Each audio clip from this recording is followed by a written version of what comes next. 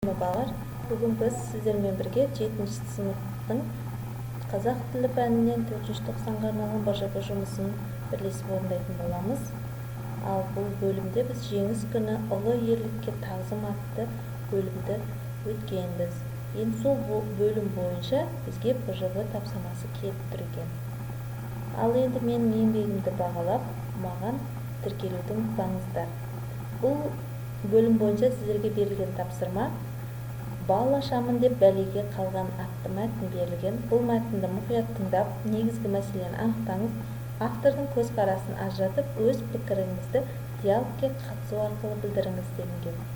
Балалар, мына мәтінді мұқият оқып шығып, түсініп аламыз. Енді осы бойынша берілген тапсырманы анықтаймыз. Енді бізге айтылған мәтін бойынша өз көзқарасыңызды және автордың көзқарасын ажыратыңыз деген. Сол бойынша жауабы. Мына қызылмен ерекшеленген жауапты дәптерлеріңізге жазып алыңыздар. Мәтінде соғыс жылдарындағы қиыншылықтар мен оның адамзатқа тигізген әсері жайлы айтылған. Және менің ойымша, бұл мәтінде Совет өкіметінің социализмнің қаталдығын, өтірік айтуға, сатқындық жасауға болмайтындығын көрсеткісі келеді. Адамдардың бас бостандығы шектеулі болған. Мен автордың айтқысы келген оймен келісемін.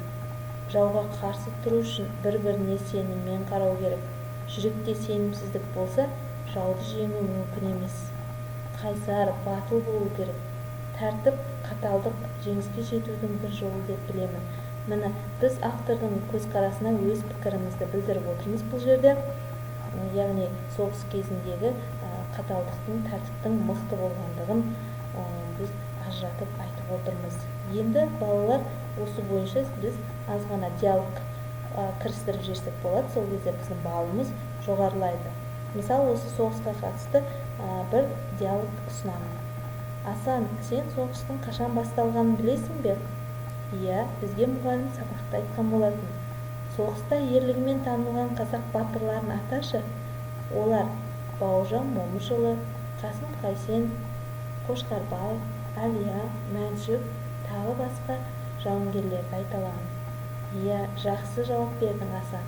Міне осы кішігірім диалог арқылы біз соғыстың зардаптарын және соғыста жеңіске жеткен қайсар батырларымызды атап өттік. Осымен БЖБ тапсырмамыз аяқталды. Сау болыңыздар.